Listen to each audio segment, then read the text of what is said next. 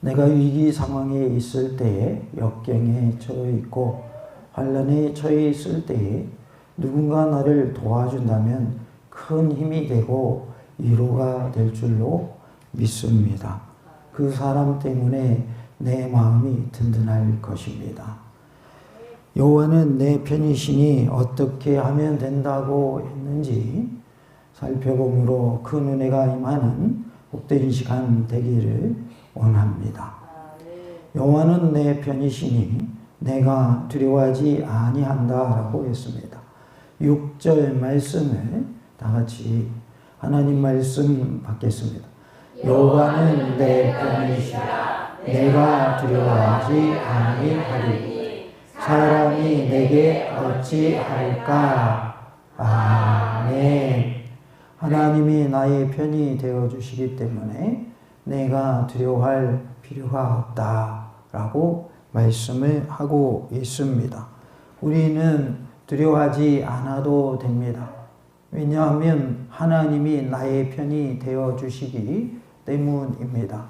먼저는 우리가 하나님 편이 돼야 하겠죠. 하나님 편이 아니고 마귀 편이 되어 있는데도 불구하고 하나님이 내 편 되어주실 리는 없겠죠. 그래서 여기서 전제되는 것은 내가 먼저 하나님 편에 서야 한다라는 것입니다. 내가 하나님 편에 서 있고 내가 하나님의 자녀로 살고 있을 때에 하나님은 내 편이 되어주심을 믿으시기 바랍니다. 다 같이 봅시다. 하나님이 내 편이십니다. 두려워하지 맙시다. 하나님께서 나와 함께 하시고 나의 편이 되어주시니 두려워할 이유가 하나도 없습니다. 우리가 인간적인 권력이 나에게 도움이 된다고 할 때에도 그것이 큰 힘이 되겠죠. 예를 들어 대통령이 내 뒤를 봐준다라고 생각해 보면 든든한 뒷배가 있는 거죠.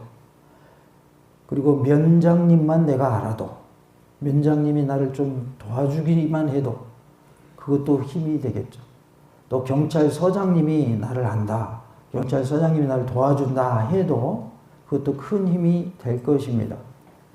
큰 권력자가 아니더라도 내가 병원에 가야 된다. 그런데 그 병원에 아는 사람이 있다. 의사나 간호사 중에 아는 사람이 있다 그러면 날짜도 어떻게 할 수 있어요? 앞으로 당길 수도 있죠. 여러 가지 이익을 볼 수가 있어요. 그래서 인간관계에 있어서도 서로 관계가 좋으면 도움을 주고 받을 수 있는 것이죠. 그런데 하나님이 도와주시면 인간적인 관계가 아무 아는 사람이 없음에도 불구하고 하나님이 도와주실 수도 있다는 것을 아시기 바랍니다. 얼마 전에 돌아가신 우리 집사님이 병원에 들어가실 때도 하나님이 도와주셔가지고 순적히 입원한 예가 있었어요. 아는 사람이 없는데도 하나님이 도와주셔가지고. 그러니까 하나님이 하시면 내가 뭐 아는 사람 없어도 도와주시더라 그 말이에요. 하나님이 누구 편이니까 가능할까요? 내 편이시기 때문에 가능한 거예요. 다시 한번 외쳐봅시다. 하나님은 내 편이십니다. 그냥 하는 것보다 가슴에 손을 이렇게 딱 올리면서 다시 해보겠습니다. 하나님은 내 편이십니다. 이 말씀이 믿어져야 돼요. 아, 성경에 나오더라 뭐. 그렇대. 그러면 나에게 적용되는 말씀이 될 수가 없습니다. 그 말씀이 믿어져야 돼요. 믿어져야 돼요. 우리가 아플 때 아픈 곳에 손을 얹고 기도하면 하나님이 도와주실까요? 야, 아픈 대로 그대로 살아. 그럴까요? 도와주십니다. 당장 아픔에서 하나님이 그 고통을 해결해 주시는 그런 예가 있어요. 그래서 저도 아프면 손을 얹고 기도합니다. 하나님 너무 아파요. 하나님 도와주세요. 그러면 하나님께 기도했으니까 병원은 절대 가면 안 된다는 뜻일까요? 그런 말이 아니죠. 급할 때에는 하나님 먼저 찾으라. 그리고 병원도 가라. 치료도 받아라. 그것이 하나님 우리에게 주시는 말씀이에요. 기도했으니까 병원 필요 없어. 아이고, 그냥 죽어. 그러지 않으셔요. 고칠 수 있을 때는 고쳐야 맞아요. 하나님이 알아서 다 해주실 것이니까 그냥 죽지 뭐 그래야 돼요. 고쳐야 맞는 거예요. 고쳐야 맞는 거예요. 잘못 알고 믿는 분들은 병원을 절대 안 갑니다. 그건 잘못된 신앙이죠. 하나님이 내 편이시기 때문에 내가 정말 급할 때는 급한 대로 하나님이 응답해 주시는 것을 볼 수가 있어요. 지금 당장 내 앞에 뭐가 물체가 날라와요. 그럼 하나님 도와주세요. 그럼 물체가 나를 싹 피해가게 해요. 네, 하나님 도와주세요. 그랬는데 한참 있다가 응답하시면 어떻게 되죠? 죽는 거죠. 그러니까 무슨 말이냐면 급할 때는 하나님 급하게 응답해 주신다 그 말이에요. 지금 총각을 다퉈요. 위기 상황이에요. 그럴 때는 그때 하나님이 급하게 도와주셔야 내가 사는 거지. 한참 있다가 나 불렀냐? 이거 벌써 죽었구나. 그럼 뭐 그게 무슨 의미가 있겠어요? 그러니까 급한 일은 급하게 응답해 주시더라. 그런데 내가 생각할 때 급하다고 해서 반드시 하나님도 급하게 응답하시는 것은 아니더라. 하나님의 때가 따로 있는 거예요. 그렇기 때문에 우리는 뭐 할 뿐이에요? 기도할 뿐이죠. 그러나 우리는 믿음을 갖고 기도해야 하겠고 그 믿음을 보시고 하나님이 반드시 응답해 주실 줄로 믿습니다. 아브라함이 이삭을 얻는 데에는 하나님의 약속을 받은 후에 25년이 필요했어요. 25년 후에 응답을 받았어요. 75세에 언약을 하시고 100세의 아들을 주셔요. 그러니까 아브라함 입장에서는 답답해요. 속 시원해요. 답답하죠. 그것도 25년을 기다려야 했으니까. 그래서 그동안에 중간에 하나님이 명령 안 하신 일 해버리잖아요. 여종 하갈을 통해서 이스마엘을 낳잖아요. 이게 인간의 연약함이에요. 하나님이 약속하셨는데 못 기다리는 거예요. 아마 저보고 아브라함처럼 그렇게 해라 그러면 아마 저도 비슷하지 않을까. 왜냐하면 저도 연약한 인간이라서 어느 누구도 자신의 믿음을 자랑할 수가 없어요. 장담할 수가 없어요. 어떻게 될지 아무도 몰라요. 그러나 우리는 평소에 하나님께 기도해야 돼요. 하나님, 위기 상황이 온다 할지라도 믿음 잃지 않고 끝까지 믿음 지키게 해주세요. 죽는 상황에 처했다고 해서 하나님 배반하고 떠나는 일이 없도록 도와주세요. 평소에 우리는 기도를 해야 됩니다. 그러면 그런 상황이 올 때 뭐를 지키게 해주신다는 거예요? 믿음을 지키게 해 주실 줄로 믿습니다. 7절 말씀에 다 같이 하나님 말씀 받겠습니다. 여호와께서 내 편이 되사 나를 돕는 자들 중에 계시니 그러므로 나를 미워하는 자들에게 보응하시는 것을 내가 보리로다. 아멘. 여호와께서 내 편이 되사 나를 돕는 자들 중에 계신다라고 말씀을 하고 있습니다. 여호와께서 내 편이 되사라는 말은 앞 구절과 같은 의미로서 여호와는 나와 함께 계시사 하나님이 나를 도우사 나는 하나님의 손의 보호를 받고 있다라는 의미를 갖고 있습니다. 그래서 하나님이 나와 함께 하시고 나를 도와주시고 나를 보호하신다라는 의미가 여호와께서 내 편이시다라는 말의 의미인 것이죠. 하나님이 내 곁에서 나를 도우시고 나를 보호하심을 믿으시기 바랍니다. 하나님이 누구 편이기 때문에요? 내 편이기 때문에 하나님이 항상 나와 함께 하셔요. 하나님이 내 편이기 때문에 항상 하나님이 나를 도와주셔요. 하나님이 내 편이기 때문에 항상 주님께서 나를 보호해 주심을 믿으시기 바랍니다. NIV는 여호와는 나와 함께 계시며 그는 나의 돕는 자시라라고 번역했고 RSV는 여호와께서 나를 돕기에 내 곁에 계시도다라고 번역하고 있습니다. 하나님은 내 편이시며 나를 도와주심을 믿으시기 바랍니다. 다 같이 봅시다. 하나님은 내 편이시며 나를 도와주십니다. 그러므로 나를 미워하는 자들에게 보응하시는 것을 내가 보리로다 라고 말씀을 하는데요. 나를 미워하는 자들은 미워하다라는 뜻을 가진 단어에서 파생된 말로서 나의 원수들로 번역할 수 있겠습니다. 그래서 나를 미워하는 자들에게 보응하신다라고 한 것은 나의 원수들을 보응하신다라는 의미입니다. 여기서 우리는 사람에 대한 두려움은 하나님의 위대하심을 생각하는 것에 비례하여 사람에 대한 두려움이 축소되지만 인간을 신뢰하고 인간의 도움에 의지할 때 그 의지하는 것에 비례하여서 사람에 대한 두려움은 더 커진다라는 사실을 알 수가 있습니다. 하나님의 능력을 믿는 믿음으로 살아갈 때에 사람에 대한 두려움이 어떻게 되게 하신다는 거예요? 줄어들게 하신다는 거예요. 그러나 사람을 의지하고 우리가 하나님을 생각하지 않는 그때에는 누구에 대한 두려움이 커진다는 거예요. 사람에 대한 두려움이 커진다라고 말씀을 하고 있습니다. 우리는 하나님을 신뢰하고 하나님을 의지하고 하나님을 바라보는 자가 되기를 원합니다.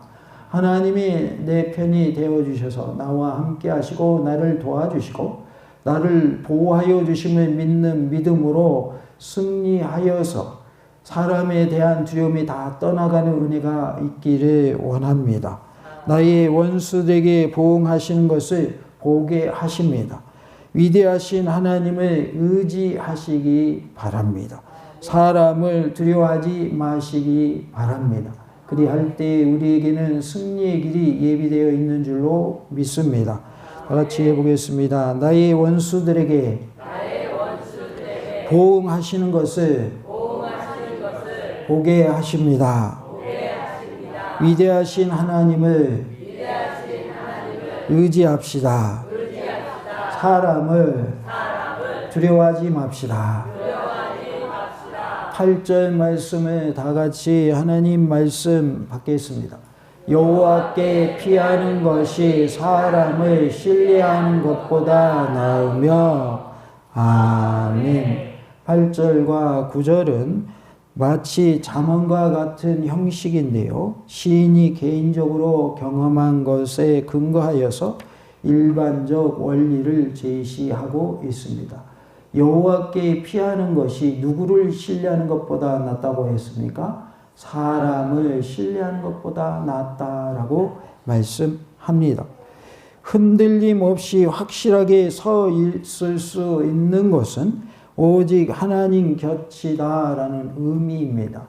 우리가 흔들림 없이 서 있을 수 있는 방법, 확실한 방법은 하나님 곁에 있는 것입니다. 하나님 곁에 있으면 우리는 흔들림 없이 견고하게 믿음을 지킬 수 있는 줄로 믿습니다. 벽에다가 종이를 붙이면 종이를 아무리 찢으려고 하나 잘 찢어져요? 잘 안 찢어져요? 잘 안 찢어집니다. 그러나 종이 한 장일 때에는 잘 찢어져요? 잘 안 찢어져요? 잘 찢어지죠. 벽에 종이가 딱 붙어 있을 때는 벽이라고 하는 것이 있기 때문에 벽에 붙어 있는 것뿐만 아니라 벽의 단단함 때문에라도 아무리 찔러도 종이가 잘 찢어지지를 않습니다. 그리고 벽에 딱 달라붙어 있기 때문에 뜯어도 잘 뜯어지지를 않습니다. 얼마나 그걸 떼내려면 힘쓰고 애써야 되는지 몰라요. 이렇게 스티커를 자동차에 딱 붙여놓으면 그거 떼려면 힘들어요? 안 힘들어요? 힘들죠? 그런 것처럼 우리가 하나님께 딱 붙어 있죠. 그러면 마귀가 우리를 하나님께 떼내기가 어려운 거예요. 환난과 풍파가 와도 거친 파도가 와도 하나님께 붙어 있으면 하나님께 피하면 하나님이 보호해 주시는 거예요. 나는 종이 한 장과 같은 연약한 존재이지만 하나님은 크고 넓고 높고 능력의 하나님이시기 때문에 하나님께 붙어 있고 하나님께 피하면 하나님이 나를 지켜 보호하여 주실 줄로 믿습니다. 참 신앙은 사람을 의지하는 것이나 지상의 권력, 즉 일시적인 권력 수단을 추종하는 것을 중단하면서부터 성장할 수 있다라는 거예요. 그래서 인간적인 여러 가지 좋은 것들, 그리고 인간의 권력, 이런 것들을 우리가 의지하고 추종하는 것을 뭐 해야 되냐면 이제는 중단해야 된다는 거예요. 끊어야 된다는 거예요. 그렇게 될 때에 우리의 신앙은 성장할 수 있다라는 거예요. 제약된 삶을 끊을 때 우리는 참된 신앙인이 될 수 있는 거와 마찬가지죠. 여전히 제약된 삶을 살면서 참 신앙인으로 살 수 있을까요? 없을까요? 살 수 없는 거예요. 그때에는 어떻게 해야 돼요? 죄를 끊어야 되는 거예요. 제약된 삶을 멈춰야 되는 거예요. 중단해야 되는 거예요. 여전히 우상을 섬기면서 하나님을 섬기면 그건 하나님을 온전히 섬기는 거예요? 안 섬기는 거랑 똑같은 거예요? 안 섬기는 거랑 똑같은 거예요. 그러면 하나님을 온전히 잘 섬기려면 우상 숭배하는 것을 다 어떻게 해야 돼요? 끊어버려야 돼요. 중단해야 돼요. 더 이상 하지 않아야 돼요. 우리가 새 옷을 샀어요. 근데 여전히 헌 옷을 입고 있으면 새 옷은 오히려 언제 입을지 모르기 때문에 그냥 저절로 세월에 의해서 헤어지는 수가 있어요. 나중에 입으려고 보니까 새 옷이 헌 옷되어 있는 것을 보게 돼요. 또 신발 같은 경우도 마찬가지예요. 아까워가지고 헌 신발 막 신고 있다가 나중에 오랜만에, 얼마 만에요? 오랜만에 신발을 꺼냈어요. 새 신발 꺼냈더니 신어보니까 다 이게 사가버린 거예요. 사가버린 거예요. 모양은 그대로인데 신으니까 이게 그냥 다 떨어져 나가는 거예요. 그러니까 새 것이 있으면 새 것부터 써야 돼요? 헌 것부터 써야 돼요? 새 것부터 쓰시기 바랍니다. 새 것부터 쓰세요. 언제 쓸 거예요? 새 거 있을 때 써야지. 나중에 쓰려고 하면 못 쓰고 죽는 수도 있습니다. 그러니까 새 것이 있으면 헌 것은 뭐 하라는 거예요? 버리라는 거예요. 버리라는 거예요. 새 것이 있으면 헌 것은 과감히 버리시기 바랍니다. 그래야 좋은 거예요. 우리 집사님 중에 한 분이 그런 얘기 하시더라고요. 기계를 쓰는 데 있어서 내가 다른 데 가서 공사를 한단 말이에요. 그런데 갑자기 기계가 고장나요. 내가 인부들도 다 썼는데 인부들이 일을 못하는 거예요. 내가 기계로 일단 해줘야 인부들이 일을 하는데 그런 일을 막기 위해서 어느 정도 기간이 됐다 그러면 고장 나기 전에 부품을 간다고 그러시더라고요. 이게 맞아요? 고장 난 다음에 그때 고치러 가야 맞아요? 고장 나기 전에 가는 게 맞는 거예요. 자동차도 오일 교환 잘해야 돼요. 그죠? 고장 난 다음에 그때서야 고치려고 하면 돈이 엄청나게 들어가요. 그러나 오일 교환 시기가 됐다 그러면 고장 나기 전에 뭐 해주는 게 맞는 거예요? 갈아주는 게 맞는 거예요. 엔진 오일을 잘 갈아주기만 해도 차는 오래 탈 수가 있어요. 그러니까 새 것이 있으면 헌 거는 버리라 그 말이에요. 예수를 믿는 사람이 예수 믿기 전에 했던 일들을 다 이제는 뭐 해야 되는 거예요? 버려야 되는 거예요. 끊어버려야 되는 거예요. 중단해야 되는 거예요. 더 이상 하지 않아야 맞는 거예요. 어제까지 욕을 열심히 했어요. 오늘은 예수 믿었어요. 오늘부터는 뭘 끊어야 돼요? 욕을 끊어야 되는 거예요. 우리가 하나님이 싫어하시는 일들이 있다면 예수를 믿는 순간에 그걸 끊어버려야지. 앞으로 한 달만 욕하다가 한 달 후부터 욕 끊을게요. 그건 아니에요. 그건 방법이 아니에요. 지금 당장 끊어야 돼요. 욕하는 거 좋은 거예요? 나쁜 거예요? 나쁜 거죠? 내가 도둑질하는 사람이에요. 근데 내가 오늘 예수 믿었어요. 그러면 오늘 당장부터 도둑질 안 해야 맞는 거예요. 하나님 2025년 조금 남았거든요. 25년 12월 31일까지는 제가 도둑질 하고요. 2026년 1월 1일부터 도둑질 안 할게요. 그래야 돼요. 오늘 당장 끊어야 돼요. 오늘 당장 끊어야 맞는 거예요. 나쁜 거는 당장 끊어버려야 돼요. 더러운 것이 옷에 묻었어요. 조금 더 있다가 옷 벗지 뭐 그래야 돼요. 아니면 당장 벗어가지고 빨아야 돼요. 당장 벗고 빨고 깨끗한 옷 입어야 맞는 거예요. 우리가 하나님 앞에서 안 좋은 것들은 다 끊어버려야 돼요. 오늘의 말씀 가운데 사람을 의지하고 사람의 권력을 의지하는 것을 뭐 해야 된다고 그랬어요? 중단하라고 그랬어요. 중단하라. 내가 사람을 의지해서 사람이 도와준 거하고 내가 하나님을 의지했더니 하나님이 사람들을 통해서 역사하시는 거하고 차원이 다른 거예요. 차원이.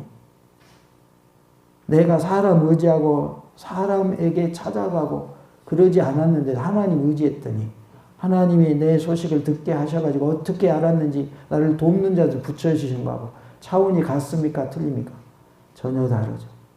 그래서 우리가 사람을 찾아가더라도 그 사람에게 가서 말하기 전에 뭐하고 찾아가야 돼요?